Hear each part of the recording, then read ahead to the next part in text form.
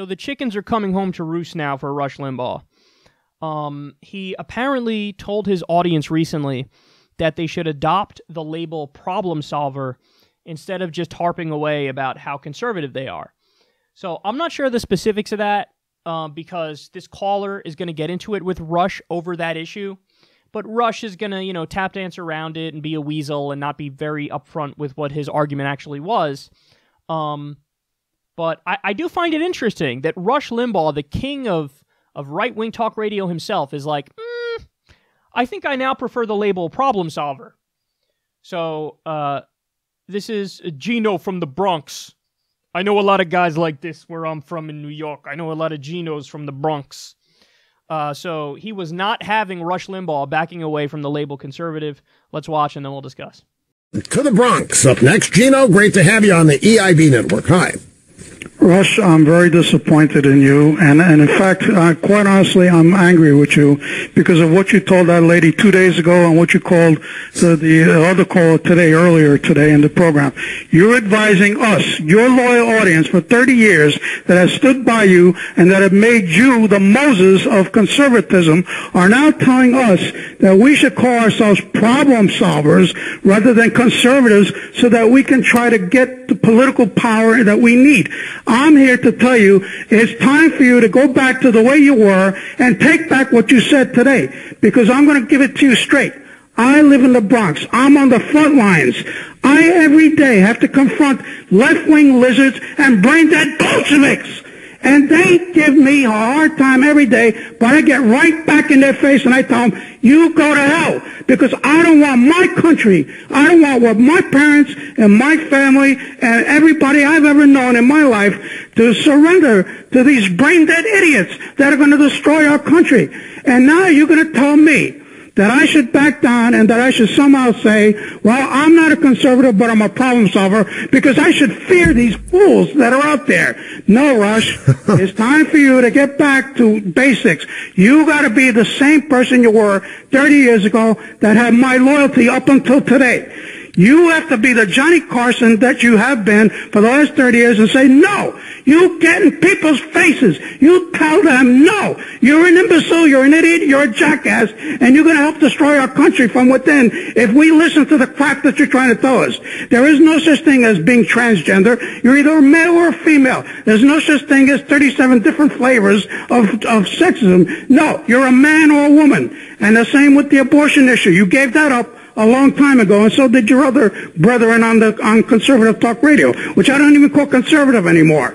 Millions of Americans have died because of the schmucks that we have to pay attention to and the scum in the media that have turned everything that's bad and unholy into what is righteous, and it's completely wrong. So I'm going to give you an opportunity right here now, Rush, on your own show to take back what you said to that lady yesterday and earlier today. Otherwise, what I'm going to do is I'm going to come and I'm going to take that microphone away from you, and I'm going to be the Jay Leno to your Johnny Carson, and I'm going to be the one that's going to be the leader of the new conservative movement.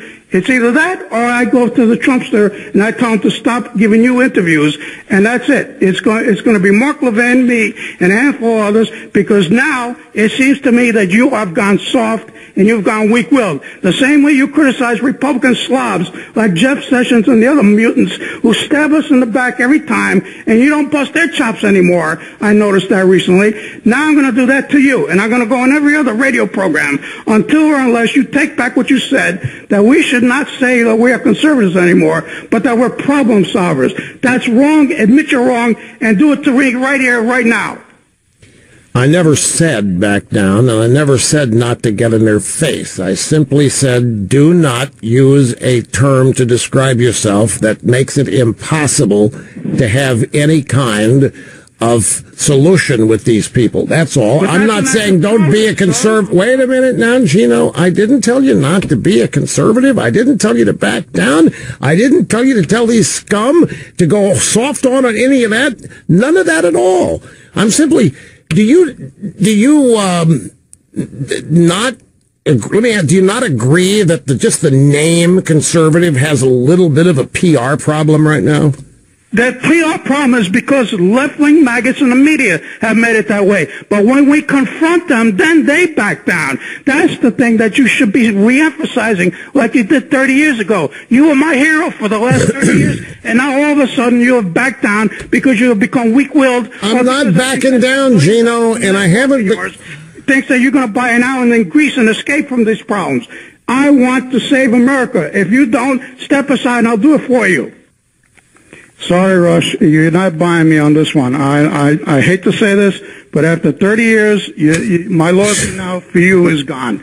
And that chicken parmesan dinner that I was supposed to cook for you and your wife, you could forget that deal. Mr. Snerdley will get it before you do.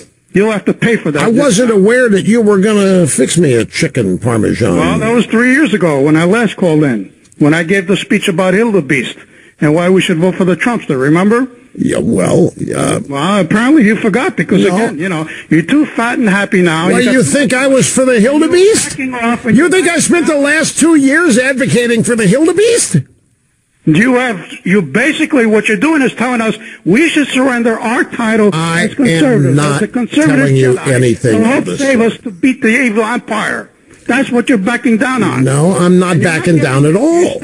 I'm not backing down. If you lived here in the Bronx, trust me, you would be... Gino, I am surrounded by a bunch of left-wing liberals here that are brain-dead, judgmental, mean-spirited, superiorist little butts.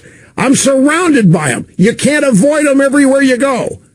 But then you're telling us that we shouldn't even identify ourselves as conservatives. Why? Because some schmuck at CNN is going to give us a hard time? No! We give them a hard time. No. We take Jim Acosta, we take him out and give him a beating if we have to. We have to do everything that you used to tell us to do 30 years ago. But apparently now you've gotten a little too soft, Rush. It's time for you to step aside. Okay. Let me take the microphone from you for a few days, and I'll straighten out your audience. I'll tell you what, Gino. Why don't we do that? You can have this microphone starting tomorrow. I haven't taken a vacation this year. You can come down here tomorrow. You can take the microphone, and you can deal with it however you want. More than happy to do that, and then I'll reinstate your chicken parm dinner with you and your wife. Okay, well, you gotta come up. I don't like chicken parm. You don't like chicken parm? What? That's weird. I never heard that one before. That was so awesome. It almost feels like it was fake. Like that didn't really happen. That was so great. I mean, if you close your eyes and listen, it's almost like you're hearing two intellectual heavyweights going at it. I mean, that's like Chomsky versus Buckley there. No, I'm kidding. And Buckley wasn't even all he's made out to be. Okay, but anyway, that was so great. Now, I actually think Gino is somewhat correct. Now, obviously, he's a total wacko, and he's so thoroughly drunk the Kool-Aid of the far right that anybody deviates from it like 2%, and he just goes absolutely nuts. But a part of what he's trying to do there, I kind of respect in a weird way. So he's pointing out how Limbaugh, he was the king of conservatism, and then now, I guess recently he said, we should call ourselves problem solvers. And he literally gave his argument was, wouldn't you agree that conservatism kind of has a PR problem right now? And that guy Gino's like, yeah, but that's why we're supposed to fight, because we believe in this, and so there's no reason to back down from it, or back down from anything for that matter. If you think you're right, then duke it out. Don't cede ground. You know, it's like if somebody told me, like, all of a sudden social democracy started getting maligned, or populist left, the label populist left, or libertarian leftism. Like, if these ideas, these concepts, these labels, these philosophies started being maligned, like, my reaction to that would be, I don't give a fuck. You can try to malign it all you want. Let's debate it, and I'll destroy you in that debate because I have really solid arguments to back up why I think this philosophy is the best philosophy when it comes to politics. And so Gino's point is like, dude, if you really believe in this stuff, then don't give an inch on the, because some schmuck at CNN doesn't like that you're a conservative, you're going to back away from the label conservative. So in a weird way, I respect what Gino's saying. Obviously, I disagree with him, and I'm on the opposite end of the political spectrum. But in a weird way, I respect it. And he's actually right that Rush Limbaugh 10 years ago, 20 years ago, 30 years ago, he never would have said something like, oh, call yourself a problem solver because the word conservative has a PR problem right now. And this gets to the main point here. Gino's argument is like, hey, why are you backing away from it? Maybe you never really believed in this stuff in the first place. Might be onto something there, Gino, that, Rush Limbaugh is really just a grifter, and he found a niche, and that is, I am the right-wing talk radio guy, and so he doesn't really believe in anything. So he's been playing this role, he's been being a character. No, I'm not saying Rush Limbaugh doesn't believe in that right-wing stuff, because I'm sure to one extent or another he does, but there is a point to be made there that if you really believe in it, you're not supposed to give any ground. And he obviously did if he's saying, I'm not comfortable with that label. Now, on the other hand, so that's the area where I kind of agree with what Gino's doing, and in a weird way I respect it, even though he's a crazy person.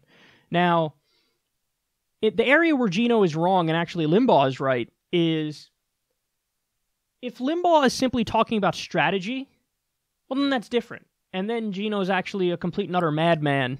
So in other words, let's assume Rush Limbaugh really is what everybody assumed he is, which is a true Kool-Aid drinking far-right Republican conservative who just actually believes in the down-the-line doctrinaire views.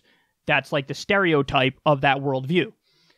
Well then, if he comes out there and says, hey man, we need to call ourselves problem solvers because conservatism has a PR problem, it's possible that that's just like, I'm trying to give you the best strategy for us to get our ideas implemented.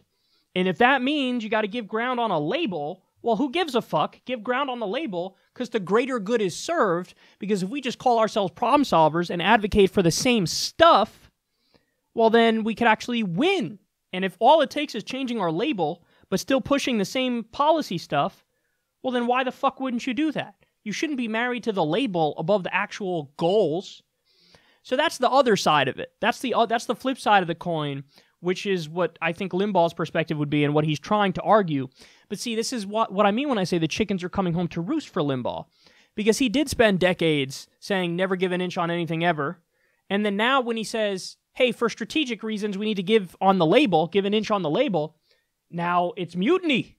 And as long as, fuck you, you're a sellout, you don't really believe it, and what happened to the Rush from 30 years ago, I don't respect you anymore, and blah, blah, blah, blah, blah, blah, blah, blah, blah. But it is fascinating to see the infighting on the right, because honestly, there is a civil war going on the left. You guys are all aware of that. You're participating in that civil war along with me. But don't get it twisted. There is also, let's face it, the right actually has many factions. I think as a general rule, they're usually able to be more unified than the left, because I think the right actually believes in electoral politics a lot more than the left. So the left, I've seen it 1,000 times where somebody's a leftist and they're just like, yeah, I just don't vote at all ever. It's like, wait, what? But you're a leftist, but you just say I'm never gonna. Yeah, I just don't vote.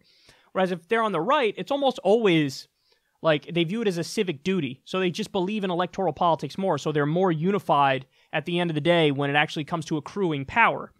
But there are various factions on the right. And this really does get into the historic struggle between different factions on the right. So, for example, there's a House GOP group called the Tuesday Group, and there's another one called the Republican Main Street Partnership, and that includes the Senate too, not just House of Representatives. And what they say that they're like the more moderate conservatives. So they're the opposition to what now is the Freedom Caucus, which is the Tea Partiers, and the broader movement on the right, which is called movement conservatism. Movement conservatism. And movement conservatism is basically this amalgamation of people who you'd call traditionalists, neocons, the religious right, and the pro-corporate crowd, like the big business conservative crowd. And what you're seeing here is kind of like a little encapsulation of that reality. So you're seeing Rush Limbaugh kind of, at least in rhetoric, say, hey, we need to be more like the Republican Main Street Partnership or the Tuesday Group, in that we're not married to our labels, but we're practical in trying to get our goals. And then you have the Gino from the Bronx who says, who's a movement conservative, and he's like, no, we're not going to back down, and Like they're the real hardliners who are like, we're gonna fight on the things we believe in, and there is no room for kumbaya with the left in any way. So that was an interesting, really interesting clip. The final things I'll point out, because I have to. How could I not? I like when Limbaugh said little butts. I'm surrounded by liberal, left-wing little butts. I mean, I've never heard of a better example of like, dude, wrap it up. Like, your career is done. Like, that's how you... I get it, you're on radio, you can't curse and all that stuff, but you should have been way more creative than that. That's like the grandpa fucking talk. Like, oh, little butts. Oh.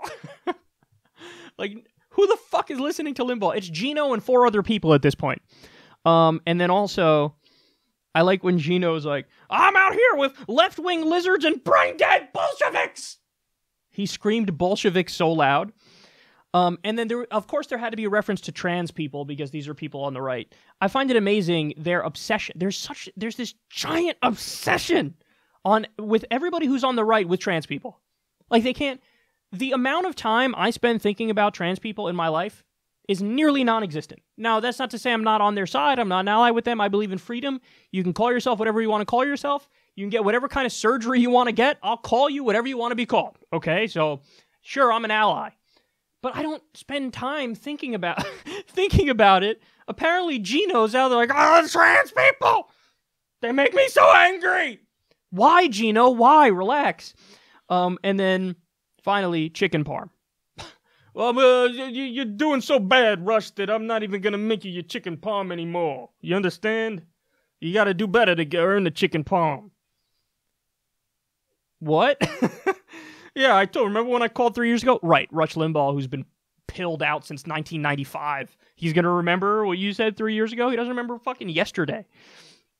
And by the way, I have obviously no evidence of this and no proof of this, but I just feel like he's so not with it and witty, Rush Limbaugh. Like, he's so slow almost now that I'd be stunned if he wasn't back on something. But anyway, I digress from that. Hilarious clip. This is one of those clips that I'll probably go back and watch like 3 or 4 times because it brings me joy.